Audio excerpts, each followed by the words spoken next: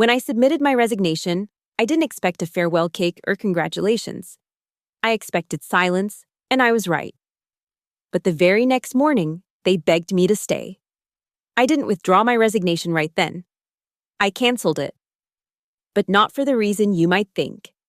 Sometimes the best revenge isn't walking away. It's staying. Watching them realize they never truly understood who kept their world from falling apart, and then taking everything they thought was theirs. My name is Juliette Monroe, and for 6 years, I was the invisible architect of success at Vervia Consulting in Chicago. 34 years old, originally from Montreal. I'd crossed the border with ambitions that seemed modest at the time. Stability. Growth. Maybe a corner office by 40. What I hadn't anticipated was becoming the silent engine that kept an entire department from collapse while watching someone else take credit for every victory. The day that changed everything started like any other quarterly review. March 15th, 3 p.m. sharp. I'd prepared my presentation meticulously. Revenue increases of 47% year over year. Client retention at 94%. Implementation time reduced by a third. The numbers weren't just good, they were exceptional. The product implementation division I'd inherited 6 years ago had been hemorrhaging clients and bleeding red ink. Now it was the crown jewel of Vervia's portfolio. I sat across from Morgan Everett, my direct supervisor, in his glass-walled office overlooking the Chicago River. Morgan had that particular brand of corporate confidence that comes from an MBA and a father who golfed with board members, silver-haired at 45. He wore his authority like an expensive suit, visible, pressed, and ultimately superficial. "Juliette," he began, not looking up from his tablet. "Your performance has been consistent." Consistent? The word hung in the air like a mediocre performance review, which is exactly what it was meant to be. "I'd like to discuss the senior strategy manager position," I said, keeping my voice steady. "Given the department's trajectory and my contributions, let me stop you there." Morgan finally looked up, his expression one of practiced sympathy. "You're dependable, Juliette. Invaluable in your current role. But leadership." He shook his head slowly. "You're not leadership material. You lack the presence, the strategic vision. Leaders need to inspire, to command a room. You're more of a behind-the-scenes person." Behind the scenes, I felt something cold crystallize in my chest. Not anger. Anger is hot, impulsive, wasteful. This was different. This was clarity. "I see," I replied, my face carefully neutral. "And what would you suggest I focus on to develop these leadership qualities?" Morgan relaxed, mistaking my calm for acceptance. "Just keep doing what you're doing. Not everyone is meant for the spotlight. And that's okay. We need reliable people like you to execute the vision." Execute the vision, his vision, the vision that consisted of showing up to meetings I'd prepared, presenting strategies I developed, and taking credit for systems I'd built from scratch. "Of course," I said, gathering my papers. "Thank you for the feedback. That's what I appreciate about you, Juliette. You're so reasonable." I smiled. It was a small smile, barely there, the kind that doesn't reach your eyes. I try to be. Walking back to my desk, I passed the wall of awards and recognitions. Morgan's name featured prominently on most of them. Outstanding Leadership and Innovation. Excellence in Client Relations. Strategic Vision Award. Each one represented my work, my late nights, my solutions to crises he couldn't even understand, let alone solve. I sat at my desk and opened my laptop. The screen displayed the real architecture of our department's success. Dozens of process documents, training modules, automated systems, client relationship maps, all created by me. All with my digital fingerprints embedded in the metadata. Morgan didn't even know half of these existed. He just knew that somehow, magically, everything worked. That evening, I stayed late as usual.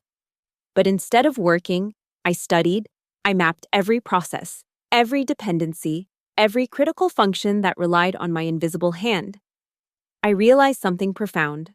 Morgan hadn't just underestimated me. He had no idea what I actually did. To him, I was a reliable worker bee, diligently following orders.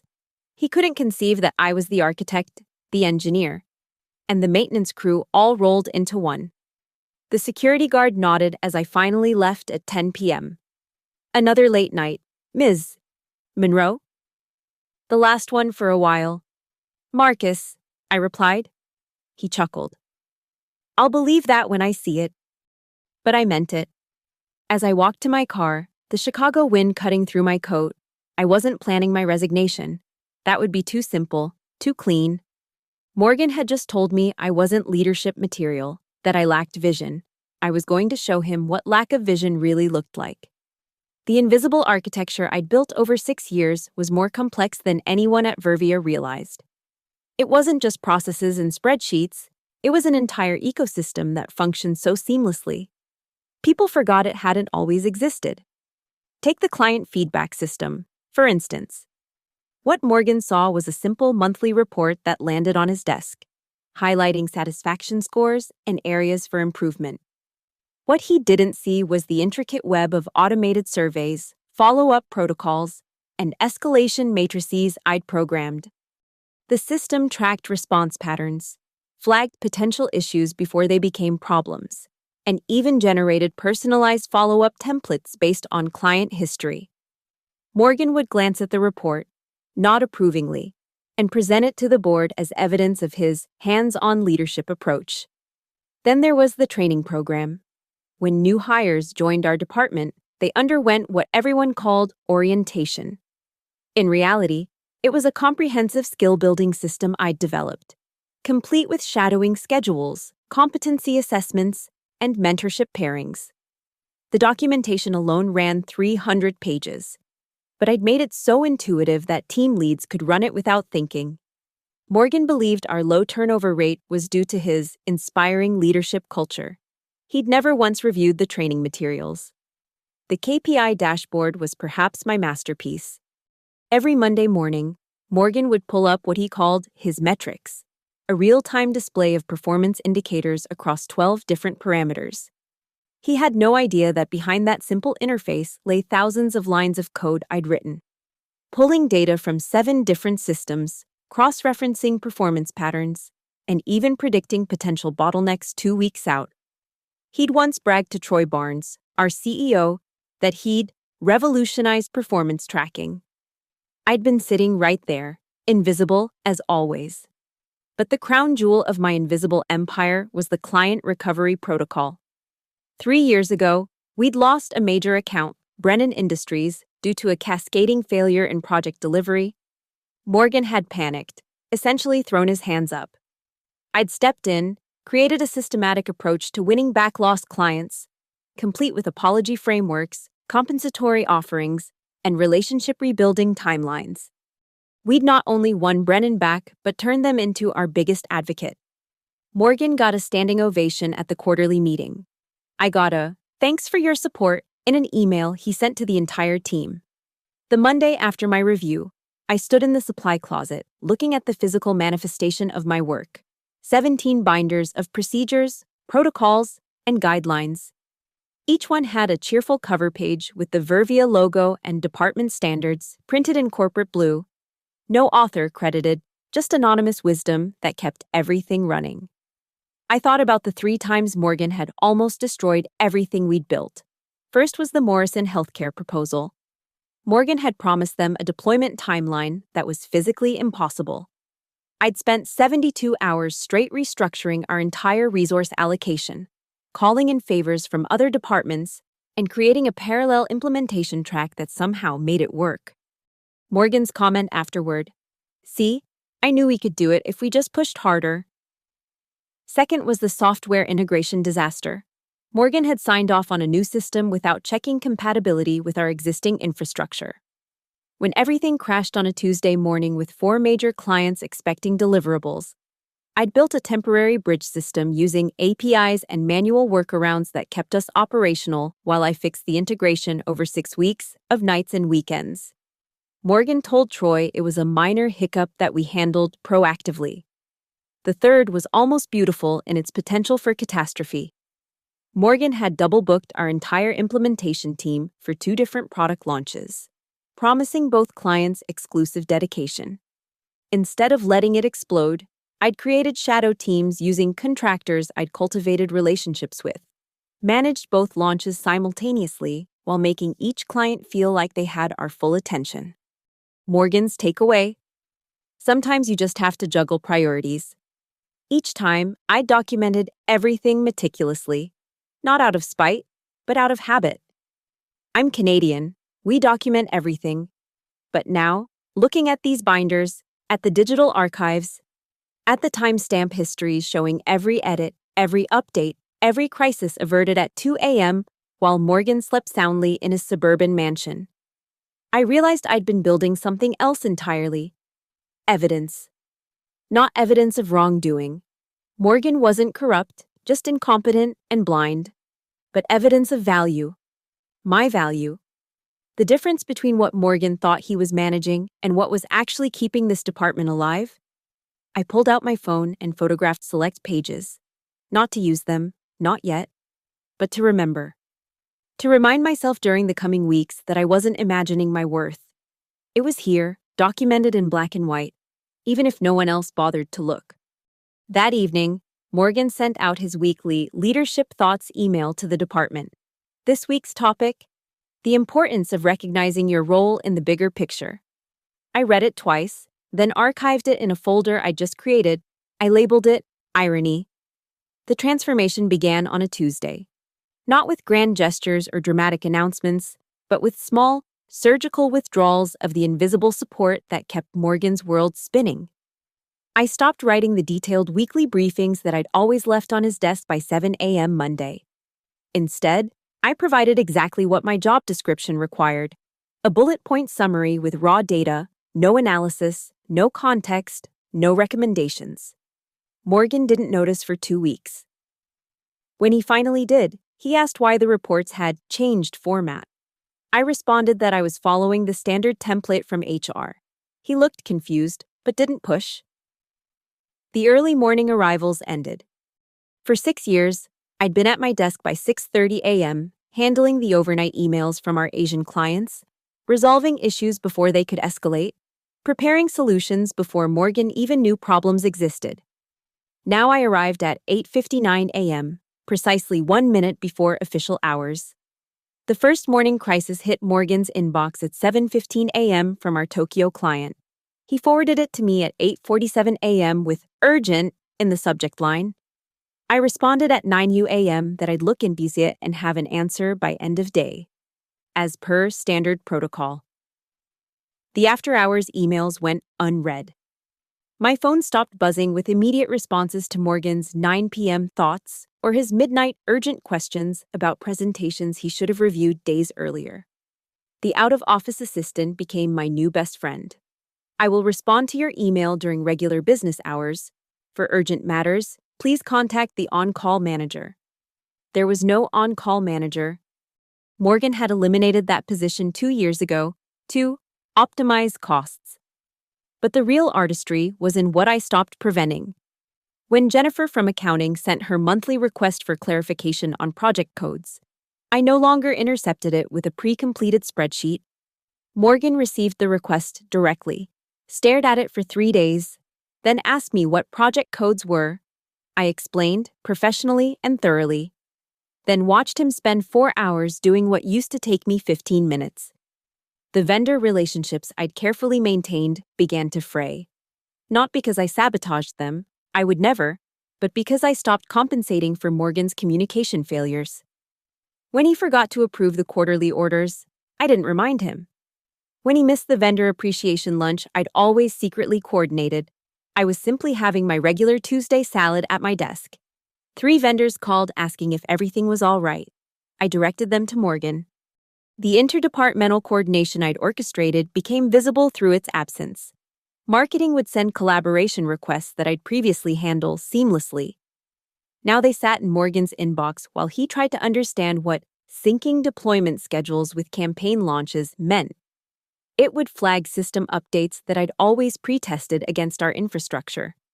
Morgan approved one without reading it. We lost half a day of productivity when it conflicted with our client portal. The most telling moment came during the Thursday team meeting. Sarah, one of our best implementation specialists, presented an issue with the Richardson Group account. Previously, I would have already known about it, investigated it, and whispered the solution to Morgan before the meeting. This time, I sat quietly, taking notes. "So what do we do?" Sarah asked, looking at Morgan. Morgan's eyes darted to me, then back to Sarah. "Well, let's think about this strategically. What are our options?" Sarah looked confused. "That's what I'm asking." The silence stretched. Finally, Morgan said, "Juliet, what's your take on this?" "I'd need to review the account history and check our contract terms," I said evenly. "I can have a recommendation by tomorrow." "Tomorrow?" Morgan's voice pitched slightly higher. "The client expects an answer today."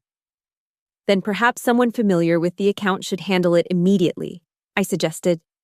"As the senior manager, you probably have better visibility into the strategic considerations." The meeting deteriorated from there.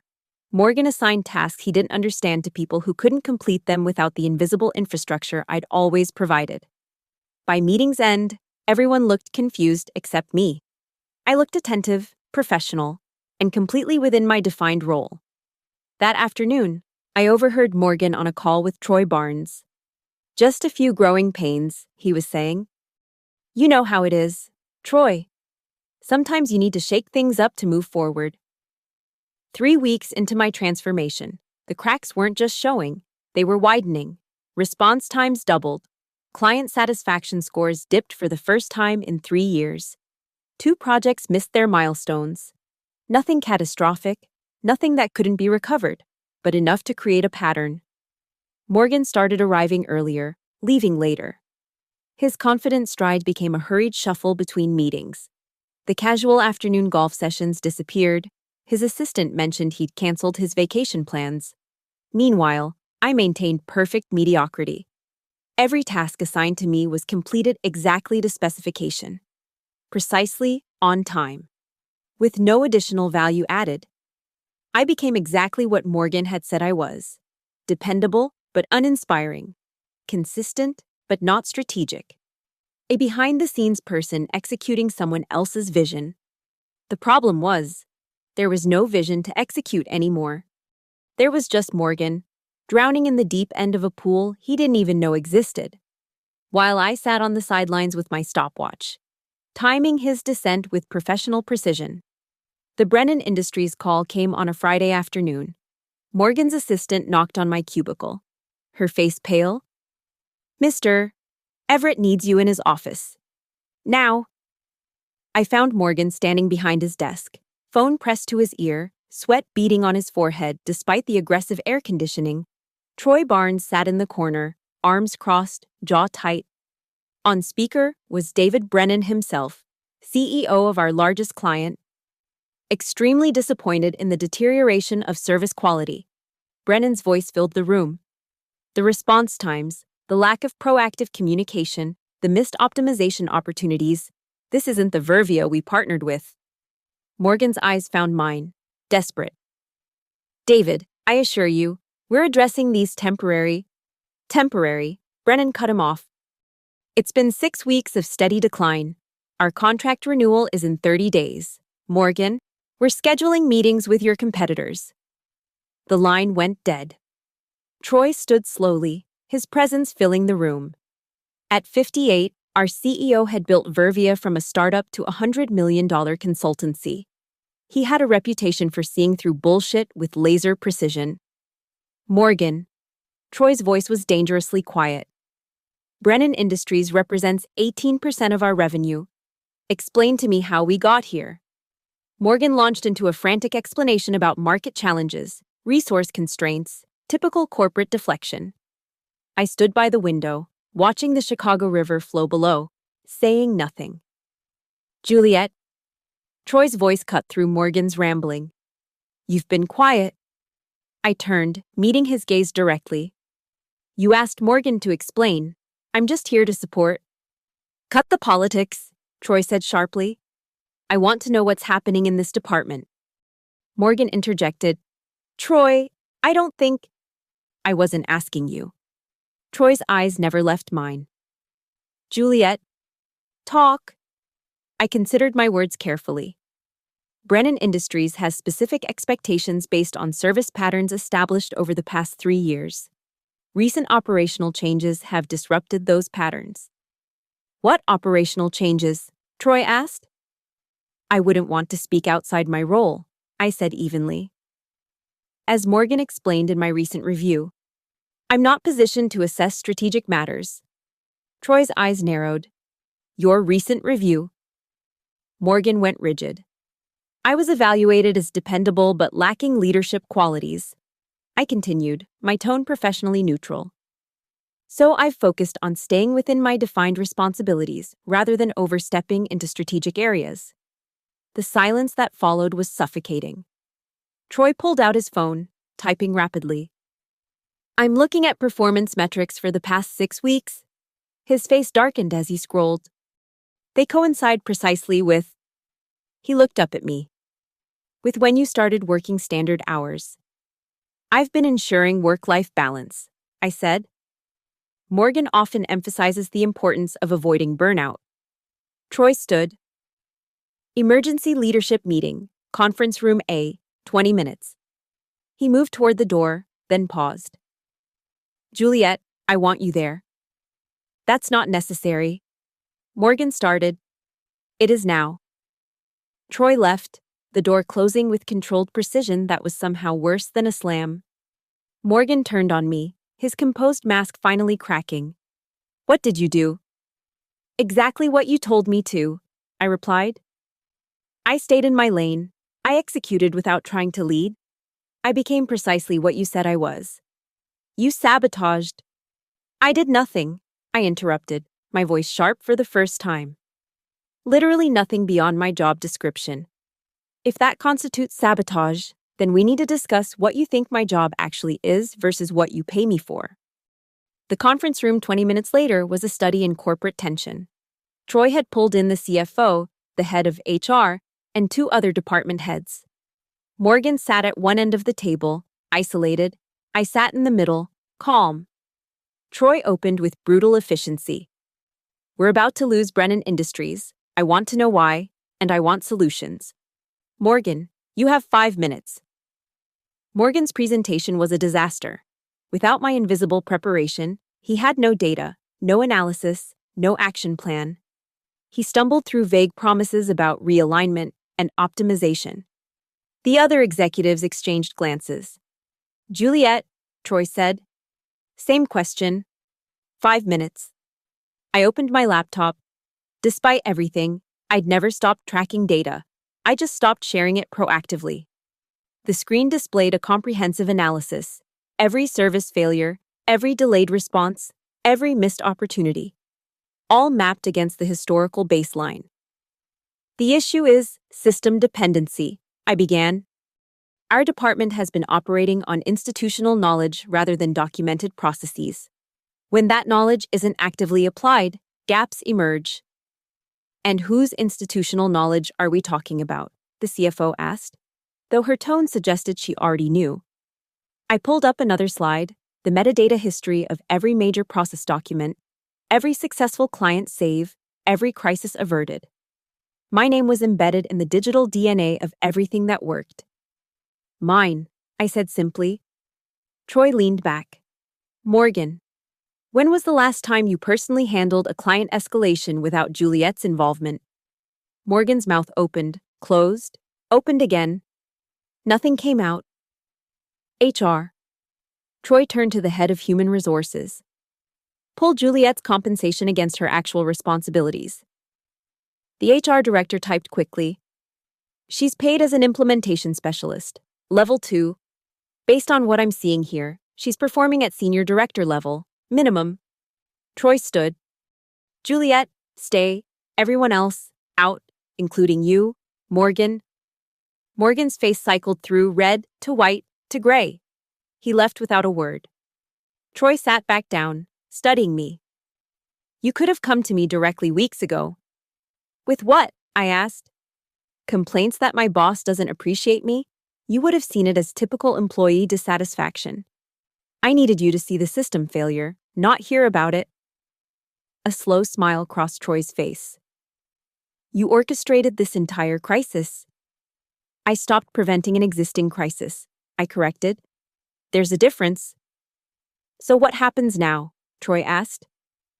Morgan clearly can't manage this department, but if I fire him and promote you, it looks like you undermined him for personal gain. I don't want Morgan's job, I said. Troy raised an eyebrow. I want a new position, I continued. Head of Strategic Operations, not under Morgan, parallel to him. Let him keep his title, his office, his pride. But give me the authority to build the systems this company actually needs. And if Morgan objects, I pulled out my phone, showing an email draft. My resignation letter, already written. Brennan Industries isn't the only one with 30 days to decide. Troy laughed, a sharp bark of appreciation. You've thought of everything. No, I said. I've just finally started thinking of myself. The private meeting with Troy stretched into the evening. We sat in his corner office, the Chicago skyline glittering beyond floor-to-ceiling windows, while he dissected 3 years of department reports with surgical precision. This acquisition of Meridian Tech last year, he said, pulling up the files. Morgan presented it as his strategic win. Morgan attended the final signing, I said carefully. Troy's eyes sharpened. And who identified them as an acquisition target?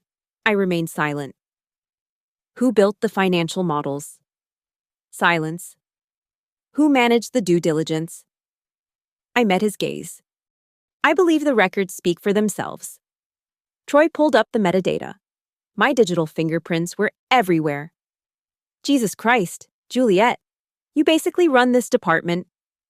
I execute the vision, I said, echoing Morgan's words with just enough irony. Troy leaned back, fingers steepled. I need you to understand something. Firing Morgan isn't simple. His father-in-law sits on our board, but that doesn't mean things can't change. He pulled out a legal pad, sketching an organizational chart. Head of Strategic Operations, reporting directly to me, your own team, your own budget, your own mandate. And Morgan? Remains as department head, managing client relationships and external partnerships. His strength, allegedly. Troy's smile was sharp. But all operational decisions go through you. He'll never agree to that, I said. He will if the alternative is explaining to the board how he lost Brennan Industries. Troy picked up his phone. Speaking of which, you have 72 hours to save that account. Without official authority? Consider this your interview. He stood, extending his hand. Show me what you can do when you're not invisible. I shook his hand, feeling the weight of the challenge. I'll need Morgan to sign off on my direct contact with Brennan. Done. Anything else? A competing offer would strengthen my negotiating position, I said. Troy's eyebrows rose. You want me to help you get an outside offer? No, I said, pulling out my phone to show an email.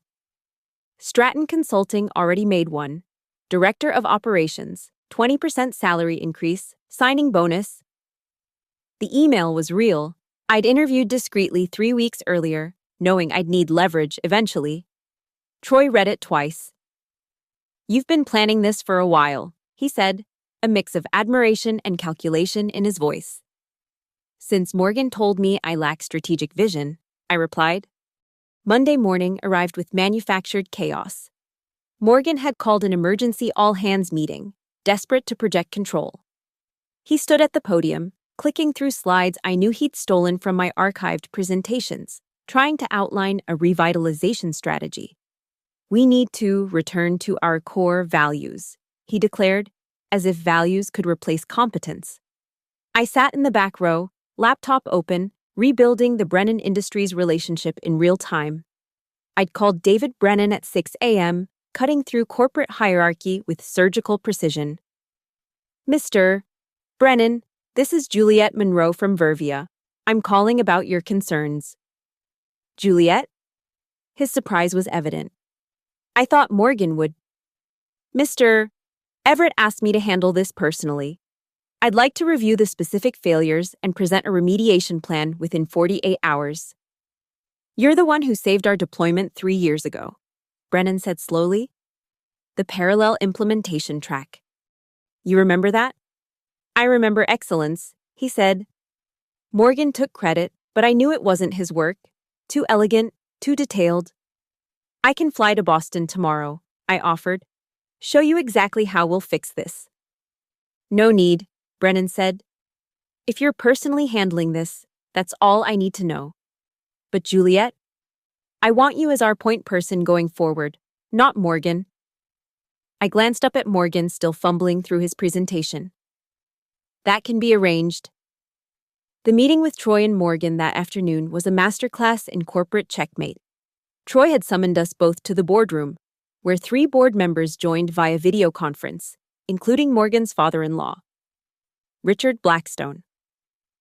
Brennan Industries has agreed to maintain their contract, Troy announced, with conditions.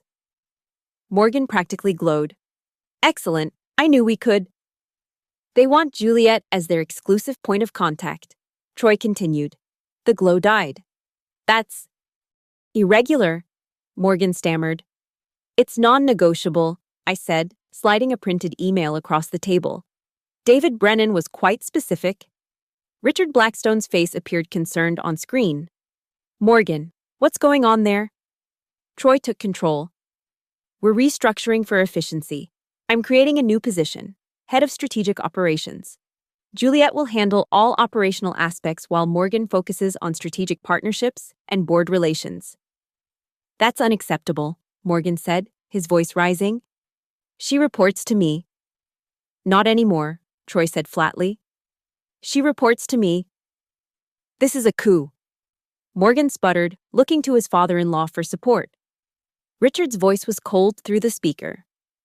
Morgan, is it true you've been taking credit for her work?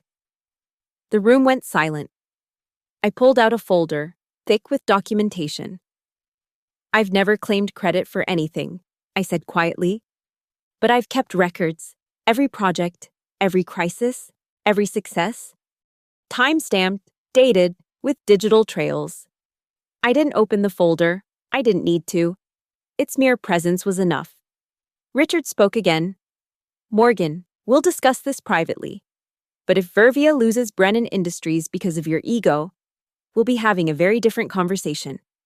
The video feeds disconnected. Morgan sat frozen, his world reorganizing around him. Troy stood. Juliet, HR will have your new contract ready by end of day. Morgan, you'll support this transition fully and publicly. Or you'll be explaining to the board why you're seeking new opportunities elsewhere. Morgan's jaw worked soundlessly. Finally, he managed. What about my team? My authority? You'll maintain your title and client-facing responsibilities. Troy said, but operational decisions go through Juliet. So I'm a figurehead, Morgan said bitterly. You're employed. Troy corrected, which is more generous than you deserve. As we filed out, Morgan grabbed my arm in the hallway. You planned this. You destroyed everything I built. I removed his hand carefully, professionally. No. Morgan. I stopped building what you were taking credit for. There's a difference. I made you, he hissed. No. I said, walking away. You just never noticed I was already made. Morgan's desperation manifested in a hastily organized retention meeting Wednesday morning. He'd pulled together the entire department, 42 people crammed into conference room B, the air thick with confusion and curiosity. I arrived precisely at 9 a.m. to find Morgan already mid-speech, his shirt damp with nervous sweat. Important that we maintain unity during this transitional period, he was saying. Changes in structure don't mean changes in our core mission. Sarah, our lead implementation specialist, raised her hand. What changes, Morgan? What's actually happening? Morgan's eyes darted to me, then away. Just some organizational optimization. Nothing that affects your day-to-day. Is it true Juliet's getting promoted? Someone called out from the back. The room turned to look at me. I stood by the door, coffee in hand, expression neutral. Titles don't matter, Morgan said quickly. What matters is, they matter when Brennan Industries specifically requested her. Sarah interrupted. We all got the email. Morgan. The email. Troy had been surgical in his communication, a company-wide announcement that, to better serve our premier clients, Juliet Monroe will be assuming the role of head of strategic operations, effective immediately. Morgan's face flushed. Juliet's new role is complementary to our existing structure. I'll still be overseeing. Overseeing what, exactly? That was Marcus, our senior analyst. Because yesterday you couldn't explain our deployment methodology to the client, Juliet had to step in. The mutiny was beginning, and I hadn't said a word. This is inappropriate, Morgan snapped. I've led this department for 7 years. You've managed it, Sarah corrected. There's a difference between showing up and actually leading. Morgan turned to me, desperate now. Juliet, tell them nothing's really changing. Every eye in the room focused on me. This was the moment Morgan finally understood his mistake. He'd never built loyalty, never earned respect. He'd simply occupied a position while I'd done the work that made people's lives easier, their jobs clearer, their successes possible. Everything's changing, I said simply, but not in the way you think. I stepped forward, setting down my coffee. For 6 years, we've operated on an invisible infrastructure, processes that seemed to run themselves, problems that mysteriously resolved, strategies that appeared fully formed in Monday morning emails. That's ending. Because you're taking over, Morgan interjected, trying to paint me as the villain. Because we're making it visible, I corrected. Every system, every process, every decision chain, no more shadow work, no more uncredited innovations, no more pretending that leadership is about taking credit rather than taking responsibility. She's trying to, Morgan started. Morgan! Troy's voice cut through the room like a blade. He stood in the doorway, having arrived silently. Your 9:30 with the board has been moved up. They're waiting. Morgan went pale.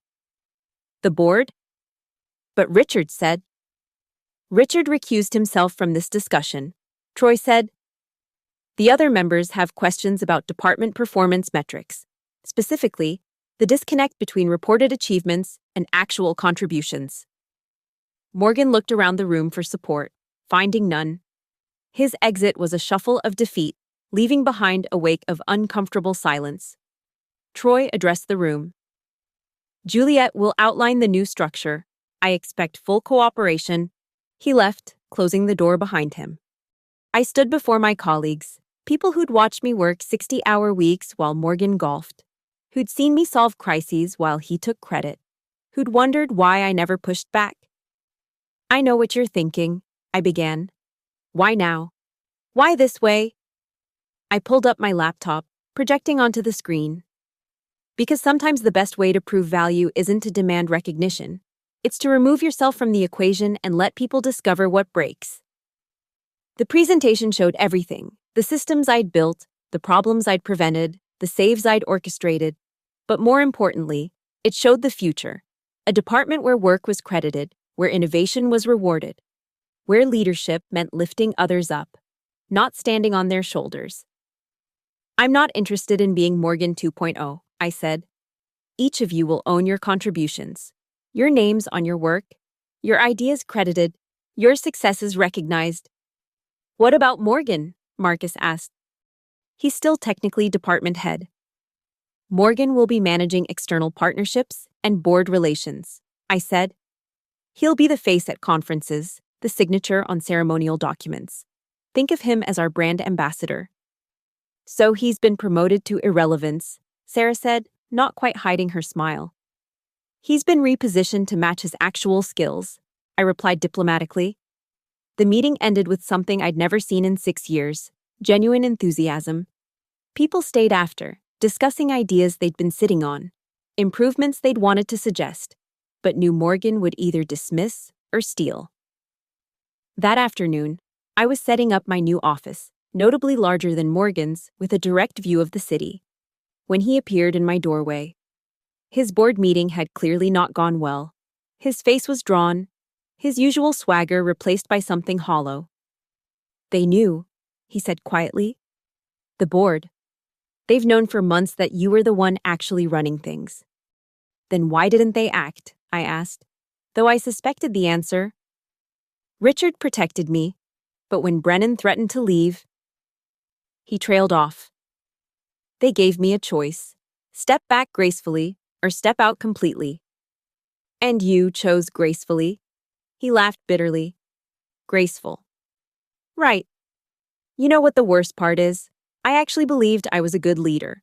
I thought the department succeeded because of my vision." "You had vision," I conceded. "You just never had execution." "And you had both, but never said anything." "Would you have listened?" I asked. "When you told me I wasn't leadership material, would you have believed me if I'd argued?" He considered this, then shook his head. "No. I had to see it fall apart to understand what I'd been standing on. And now? Now I'm a highly paid figurehead who has to watch you do what I pretended to do." He turned to leave, then paused. "The Strategic Vision Award, the Innovation Recognition, the Client Relationship Excellence Certificate, they're rescinding them. Troy wants them reissued to you." "Keep them," I said. He turned, surprised. "They're monuments to a system that failed." I explained. "I don't need trophies for work I've already done. I need authority to do the work that comes next." Morgan nodded slowly, understanding perhaps for the first time the difference between recognition and respect, between holding a position and earning it. As he left, I turned back to my window, watching the city pulse with purpose below. Tomorrow, I'd officially cancel the resignation letter I drafted but never sent. Not because they'd begged me to stay, but because staying was now on my terms. The best revenge, I'd learned, wasn't destroying someone who'd wronged you. It was building something better from the ruins of their failure. The boardroom was arctic when I entered Thursday afternoon. Troy sat at the head of the table, flanked by 3 board members in person and 2 on video screens. Morgan occupied a chair at the far end, looking smaller than I'd ever seen him. His father-in-law, Richard Blackstone, was notably absent. "Juliet," Troy began, "we need to discuss the transition formally." I took my seat, noting the thick folder in front of each board member, my documentation, copied and distributed. Morgan's jaw tightened as he recognized the familiar binders. "We've reviewed the materials," said Patricia Wells, the board's longest-serving member. "The scope of your actual responsibilities versus your compensation is troubling." "I wasn't seeking litigation," I said carefully. "We know," Patricia replied, "which is why we're here." "Morgan, would you like to explain to the board how this happened?" Morgan straightened, attempting to salvage dignity. "I believed in delegation. I trusted Juliet with execution while I focused on strategy." "Stop." The voice came from the video screen, David Chen, the board's vice chair. "We've seen the email trails. Morgan, you didn't delegate, you disappeared. There's a difference between strategic leadership and strategic absence." Troy pulled up a presentation. "This is Juliet's proposed restructuring. Morgan, you'll notice your name still appears." The organizational chart showed 2 parallel tracks: Morgan as Director of External Relations, and me as Head of Strategic Operations, equal on paper. But everyone understood the reality. "This is humiliating," Morgan said quietly. "This is generous." Patricia corrected. "The alternative is explaining to future employers why you were terminated for cause." "I never stole anything," Morgan protested. "I never embezzled or—" "You stole credit." David interrupted. "You built a career on someone else's foundation. That may not be illegal, but it's actionable in terms of employment." Troy turned to me. "Juliet, your terms?" I opened my portfolio. The Stratton Consulting offer stands at $165,000 base salary. I'd need Vervia to exceed that by 15%, plus performance bonuses tied to client retention and growth metrics. Done, Patricia said immediately. What else? Autonomous hiring authority for my team, direct report relationship to Troy, and Morgan attends no operational meetings without my invitation. Morgan's face reddened. You're erasing me. I'm clarifying boundaries, I corrected. You'll still have your title, your office, your salary. You'll represent Vervia at conferences, manage board relationships, handle the political aspects you're actually good at. But operations, that's mine. And if I refuse, Troy slid a document across the table. Your separation agreement, 2-month severance, neutral reference, non-disclosure clause. Sign by 5 p.m. or we proceed with termination for performance failures. The room fell silent. Morgan stared at the document, then at me. You won this round, Juliet. This wasn't a competition, I said. It was a correction. After Morgan signed the restructuring agreement and left, Patricia turned to me. You could have had his job entirely. Why let him stay? Because destroying him would have been easy and meaningless, I replied. Keeping him as a visible reminder of what happens when you mistake position for competence, that has value. Troy smiled, spoken like a true strategist. Friday morning, I stood before the department again, this time with official authority. Morgan sat in the back row, stripped of his usual place at the podium. His presence was part of the agreement. He had to publicly support the transition. Effective immediately, I announced. We're implementing transparent attribution systems. Every project, every innovation, every success will be credited to its actual creator. I pulled up the new organizational chart. Sarah, you're now lead implementation strategist, reporting directly to me. Marcus, senior analytics director. Jennifer, client success principal. The promotions were strategic, elevating the people who'd actually been doing the work while Morgan collected accolades. What about our existing processes? Someone asked. We're documenting everything, I said. No more invisible infrastructure. Every system will have clear ownership, maintenance schedules, and improvement metrics. And Morgan's role? Sarah asked, not hiding her satisfaction. Morgan stood, as we'd rehearsed. I'll be focusing on external partnerships and board relations, allowing Juliet to optimize operations without political distractions. It was wooden, clearly forced, but it was enough. After the meeting, I found myself alone in my new office with Troy. He stood by the window, looking thoughtful. You know Morgan's already networking for a new position, he said. Good, I replied. He'll leave within 6 months, claim it was his choice, and everyone wins. And you'll have completely transformed this department by then. It's already transformed, I corrected. I'm just making it visible. Troy turned to me. The board was impressed, Patricia especially.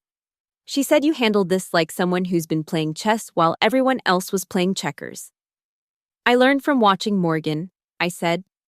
He taught me exactly what not to do. That afternoon, I sat in Morgan's old chair, now mine, reviewing the Brennan Industries renewal. David Brennan had added a handwritten note. Finally, someone who understands that real power isn't in the title, but in the irreplaceability. I thought about the 6 years I'd spent building invisible foundations, creating systems that ran so smoothly people forgot they existed. The temptation had been there, many times, to simply leave and watch it all collapse. But that would have been petty revenge, small and ultimately unsatisfying. This, taking control, exposing the truth, and rebuilding transparently, this was architecture, not the invisible kind I'd perfected, but something bolder. Something that couldn't be stolen because everyone could see whose hands built it. Morgan knocked on my door frame.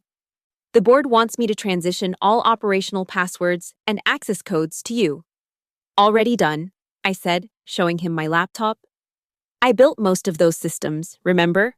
I never needed your permissions. He laughed, short and bitter. I never stood a chance, did I? You had 6 years of chances, I replied. You just never noticed them. As he turned to leave, I called out, Morgan, He paused. The leadership seminar you're scheduled to speak at next month. I've reviewed your presentation. It's good. You should keep that engagement. He looked confused. Why would you? Because you're excellent at talking about leadership, I said. You just never learned to do it. Maybe teaching it will finally help you understand it. He left without responding, but I saw something shift in his posture. Not quite gratitude, but perhaps the beginning of understanding. That evening, as the office emptied and the city lights began their nightly show, I pulled out my resignation letter, the one I'd carried for 3 weeks but never submitted. I fed it into the shredder, watching it turn into strips of what might have been. Troy appeared in my doorway. Second thoughts? No, I said. Just disposing of old strategies. And the new strategy? I gestured to the department floor below, where my team was already adapting to their new roles with enthusiasm I'd never seen under Morgan's leadership. Build something worth staying for, I said. 1 week later, Monday morning, I officially withdrew my resignation letter that had never been submitted. The symbolism mattered. I wasn't staying because they'd begged me to, but because I'd architected exactly the position I wanted. Morgan lasted 4 more months. He found a position at a smaller firm in Milwaukee, announcing it as an exciting new chapter and a chance to build something from the ground up. We both knew the truth. He was running from the daily reminder of his inadequacy. His farewell party was sparse but polite. I gave him a gift, a leather-bound notebook embossed with his initials. For documenting your own work this time, I said quietly, so only he could hear. He met my eyes, something like understanding finally dawning. I was never your enemy, Juliet. I was just oblivious. Oblivion is its own kind of cruelty, I replied. Now, a year later, I sit in what used to be Morgan's office, though it bears no resemblance to his occupancy. The awards on the wall carry my name, earned, not stolen.